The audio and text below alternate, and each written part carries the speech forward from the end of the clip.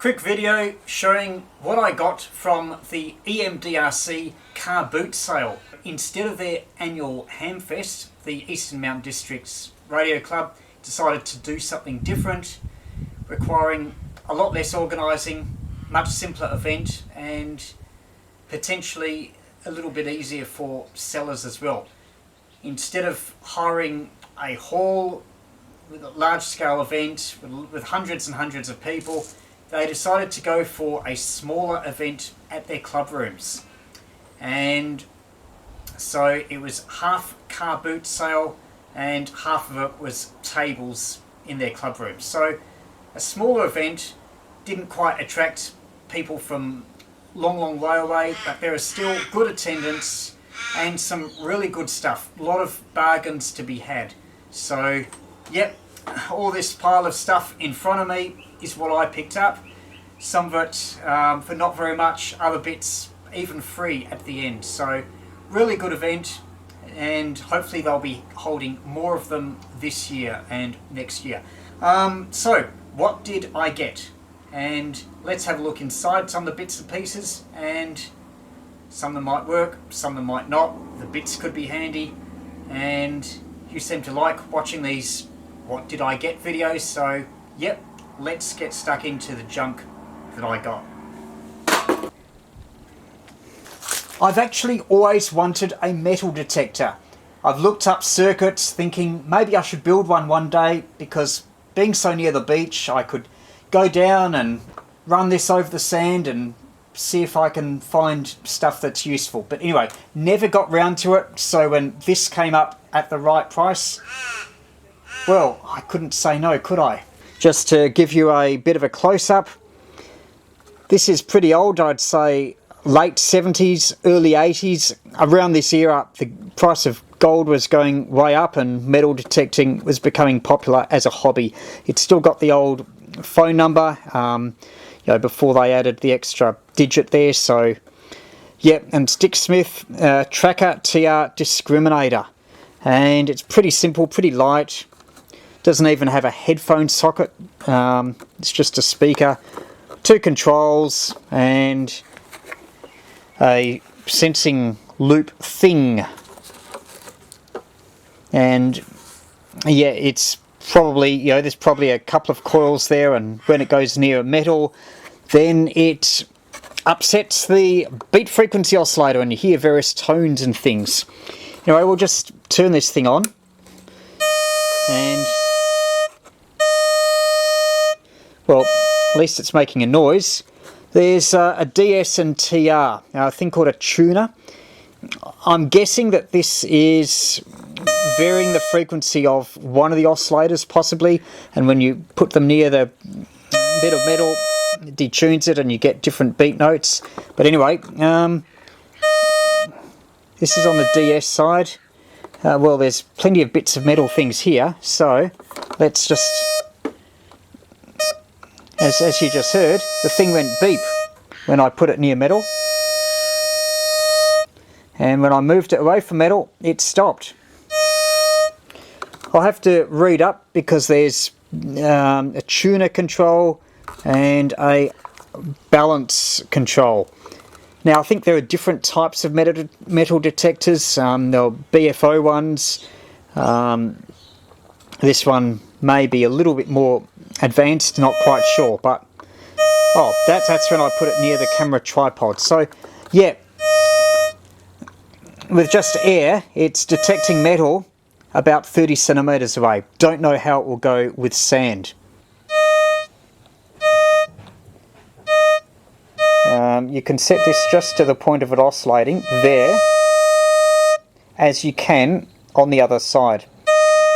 I'm guessing, I could be wrong, but I think that you use one side for ferrous metals and the other side for non-ferrous. Anyway, it's just lightly oscillating there. Oh, that's interesting. Don't know if you can hear that, but I waved my hand near it and it actually oscillated. So there's a degree of sensitivity with this. In case you've ever wondered, this is the inside of a simple metal detector. Two 9-volt batteries.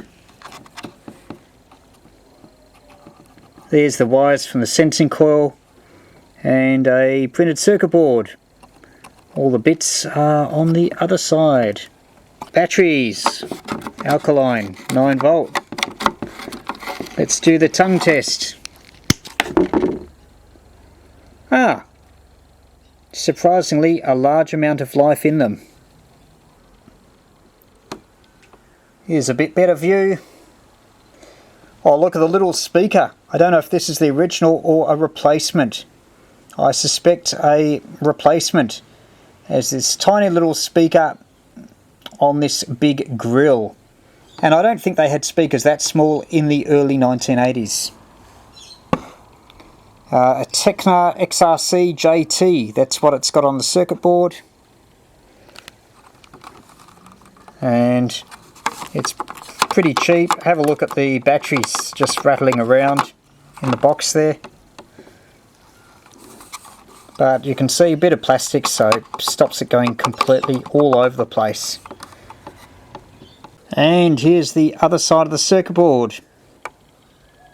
Tecna, not sure if you can read it. A trim pot. I can see a couple of transistors, a few passive components. Look at this, pretty slapdash.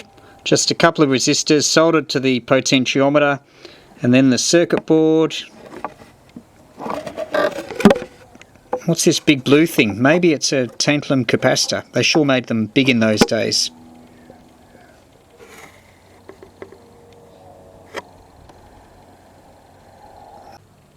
Now, Dick Smith would have made a killing out of these, as metal detecting was such a big fad with the price of gold going up. Just got this 8182 catalogue, and we'll see if this is in it. The number here is X1065.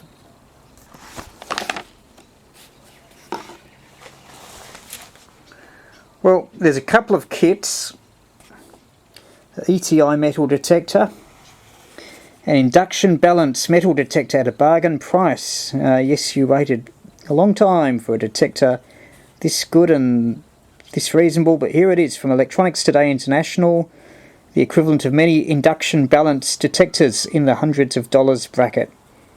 You build it yourself, so you save all electronic components, including the meter box coil, but the coil former and dowel for the shaft is left up to you. You've probably got something in the shed you could use as a former, like probably a plastic plate. Anyway, it's obviously not this one. This one was a kit that appeared in ETI magazine. Then there's one here, an EA metal locator. Want to make an economy detector? This must be the one. Designed by Electronics Australia, using the latest digital integrated circuitry. This detector is very simple to make and won't break the bank. Significantly simpler circuitry means simpler operation. As above, all components supplied but not the dowel or coil former. Make these yourself and save. So this was in EA magazine, November 1979, and it was 1950. But there's two knobs on the front, so yep, maybe it was a commercial version of that. So let's go to the pages where they had the commercially made metal detectors.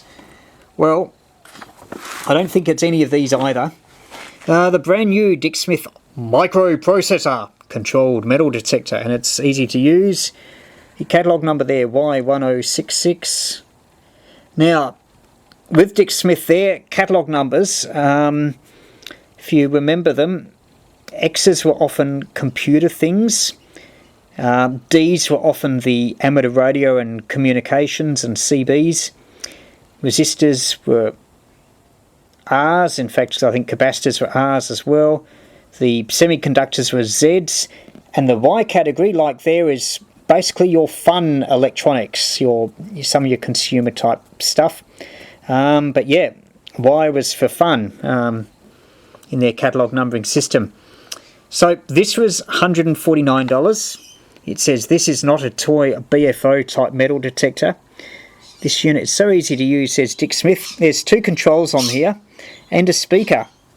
with a bar there. And if we look at this thing here, we've got two controls, a speaker and a handle.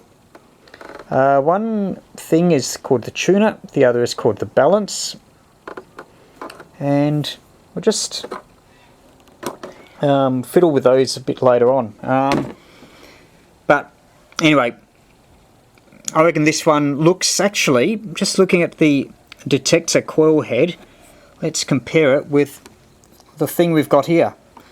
And notice someone has put in some plugs here to hold it all together. But yeah, this is a maybe it looks a bit similar to that, and it's a brand Techna,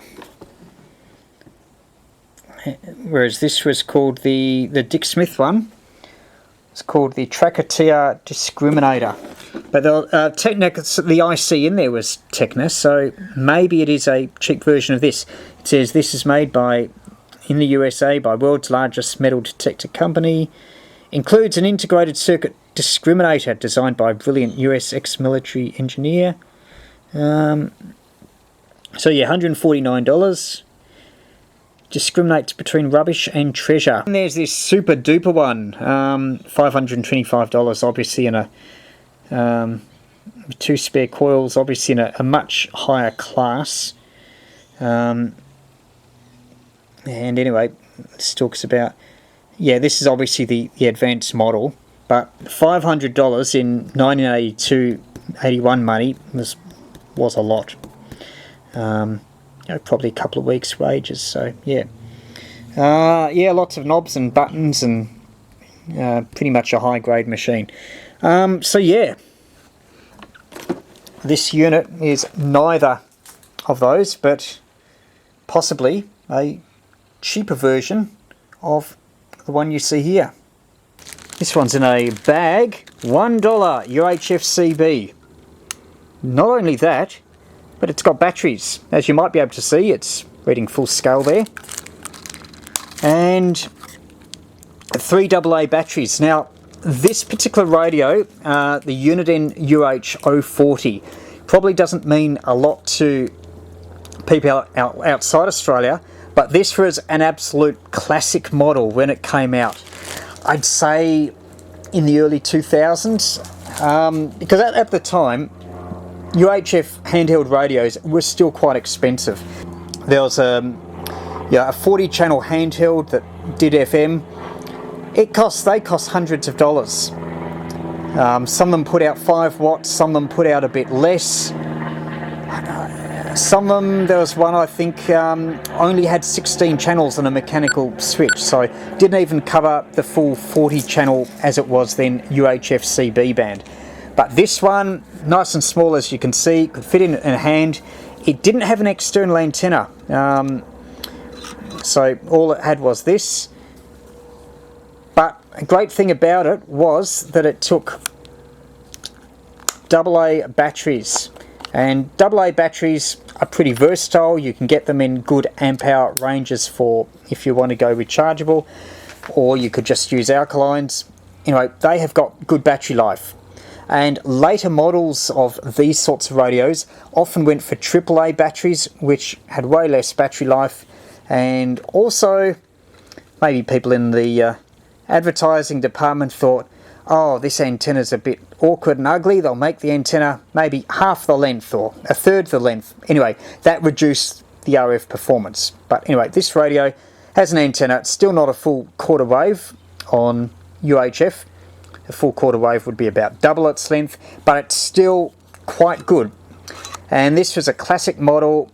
I think the price was about $149 when it came out. I think it quickly went down to $99, and you could get accessories like plug-in speakers, microphone, that sort of thing. So it's far better than a cheap walkie-talkie. If you set yourself up on hills, you might be heard 50 kilometers away on all this. It put out half a watt on the UHF-CB band, and you also had access to repeaters. So yeah, this was probably an absolute classic from Uniden, UH-040 CB radio, picked up from the sale for $1. Does the CB work? I'm talking on the UH-040 and it's working fine. And on the way back, I was just calling someone on channel 40, which is where the truckies hang out. Can I have a radio check? Yeah, and someone came back. So yeah, this is working fine, no problems. And judging from this, the batteries are fresh. So yeah, for $1, a good score. Maybe worth another video as well. This was a bit of a freebie. Now this isn't a commercial product as such. You might be able to read the text there. 170 megahertz oscillator.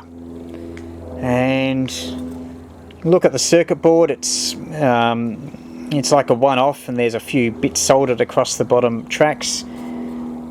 But if we look even closer, that crystal there is 85 megahertz, so probably a 5th overtone, maybe it's a 7th overtone. Anyway, you've got 2 transistors here, both with heat sinks, so in fact 3 transistors. Okay, so you've probably got a oscillator circuit, a buffer, maybe it's a frequency doubler, and then a final amplifier stage. So this might put out a few milliwatts. And yeah, 170 megahertz, so not sure if it's got any practical use, but there it is, 170 megahertz crystal oscillator using an 85 meg crystal. Now we've got a bag. You can't see through the bag, so let's tip it out and have a look. Oscillator modules can be great fun, and I've done other videos on how far can you transmit with an oscillator module. Sometimes you can get ones that are frequencies on actual emitter bands, like some around 28 point... I think there's a few common frequencies on 28, like 28.636 from memory, 28.224 actually in the 10 meter emitter band. This one isn't directly in the 10 meter band, or in any emitter band for that matter, 25.175.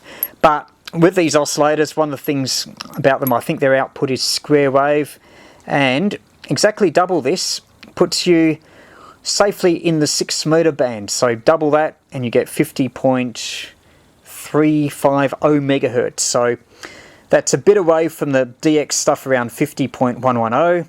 So you could put this oscillator module in a circuit and have some fun and not bother too many people on 6 meters. So yeah, a possible future project. Little crystal oscillator module could be great fun. Now this box here, mainly for the box, but open it up and printed circuit board. As a bonus, even came with instructions. This was described by Ian Pogson, late Ian Pogson, VK2AZN, and it was described in Electronics Australia magazine in, I think, the late 70s. Yep, this was a keyer that you could use with the paddle and send nicer Morse than if you're using a manual key. Now, some versions of this had the paddle in the front panel. This one did not. So we've just got the keyer control circuitry. So yeah, a few logic ICs and timers. There's probably a 555 in there. It's a little floating circuit board. Not sure what that is. Maybe it's from interface for the transmitter or audio oscillator. It looks pretty crusty inside, but hey, we've got a nice box. Could be useful for other projects. Most transceivers have keyers built into them these days, so probably not much value building an external keyer these days. And if you were, you'd do it a bit smarter than this, maybe an Arduino, rather than having half a dozen ICs you see there. But at the time, this was really something. So, yep, a Morse code keyer. And oh, there's some writing here. DSE something something 78EK3. So possibly the circuit board EA78EK3. Now we've got a mystery box. It's just a black box. It says warranty void if seal is broken. Well, this seal isn't broken, so maybe the warranty is still valid. Having a look on the back panel, you've got RF input and GPS. and power. As for the cables, well, there we are, we've got another power cable there, the red and the black, and then we've got a connection into a computer.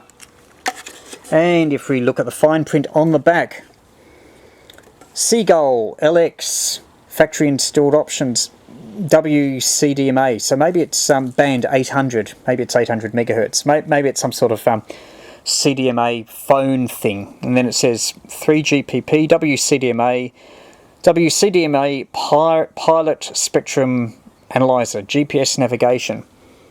So there we are, PCTEL RF Solutions, made in USA. So yeah, there's even a phone number and a website. So yeah, RF coming in, GPS, presumably GPS antenna, and some data coming out. So yeah, mystery box. Let's have a quick look inside, shall we? Removing the first cover got us down to this. Still some more opening to do. Undone a lot of screws, but the thing still won't open. And I reckon there's a screw under this seal. So let's void the warranty and open the final screw. This is pretty sneaky. Not only have they put the label over the screw, but instead of the standard Phillips heads, they've got some weird thing that needs a special tool to undo. So, yep, they've really gone to a lot of trouble to make sure no one can get into this. Getting this out properly is above my pay grade, so I just got the drill and drilled it out.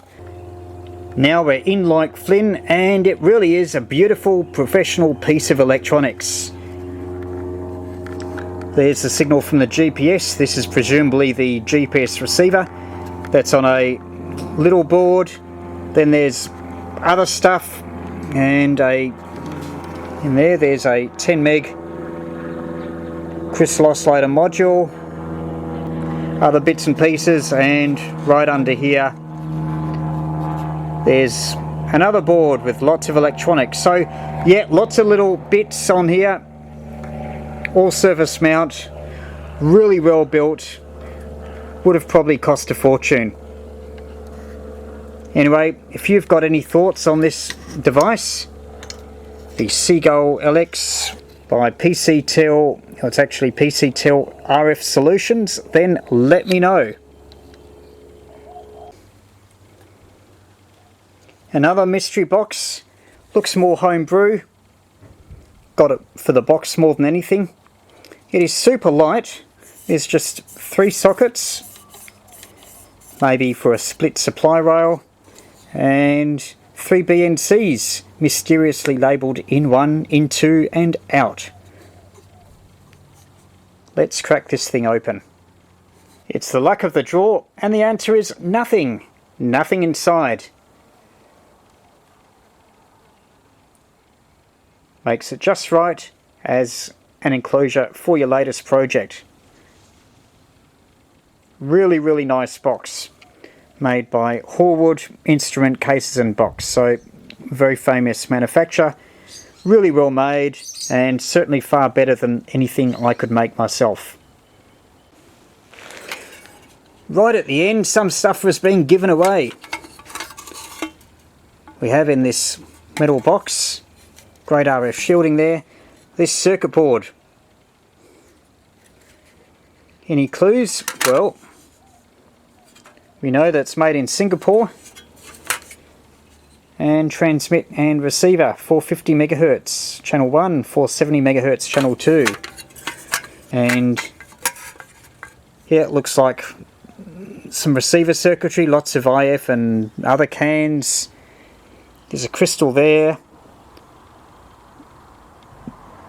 14400, so 14.4 megahertz times 10 gets you to the band edge of the 2 meter band. And other bits and pieces, looks like a crystal filter there. There's 3 crystals, possibly a 455 kilohertz ceramic filter, so yeah, possibly a dual conversion receiver going on here. Maybe a 22 or 21 megahertz IF and other bits and pieces. So yeah, freebie, can't complain. Also right at the end from the free table, or the free stuff on the table, is this thing. Doesn't look much, but yeah, nice handspan dial. It is a Astor radiogram, and someone's marked the Melbourne broadcast stations. Having a look, it's a super simple 3-valve receiver built on a printed circuit board.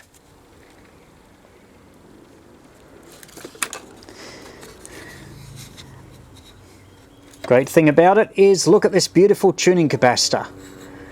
Really great condition, dual gang, and they also seem to be identical gangs. Oh look, there's a bit of solder there that's splattered. Anyway, tuning capacitor there, great for an antenna coupler. Don't pass up one of these if you see it, especially if it's free. And a couple of beehive trimmers, one there and one there. And look at that long ferrite rod.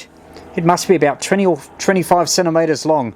That is pretty rare. Anyway, this is a last generation, obviously very economical radio. Possibly it was built into a bed head. Here's the power transformer. And only 3 valves. So yeah, I'd say this would be at the end of the valve era because they were using ferrite rods and printed circuit boards. So this would be 60s. And these tubes, oh, they're all 9-pin. So yeah, they're probably all triode pentodes. So there's probably 2 functions in each. And then you can see the electrolytic capacitors and the diodes there. Looks like there's only 1 diode, so it's a real simple power supply. And there's the speaker and speaker transformer. Very handy for a crystal set. So yeah, someone's had a go at the on-off switch volume control. There's a power lead attached there. I'm not going to bother plugging it in, but maybe the transformer could be handy. Maybe I'll build a little valve power supply. But yeah, that's the freebie, and that's the last item I have. So if you've got any thoughts on them, then let me know in the comments below. And if you've just missed what this was about, this is a car boot sale held by Melbourne's Eastern Mountain District Radio Club on Sunday, the 25th of March 2023. Hopefully there'll be more sales like this later in the year.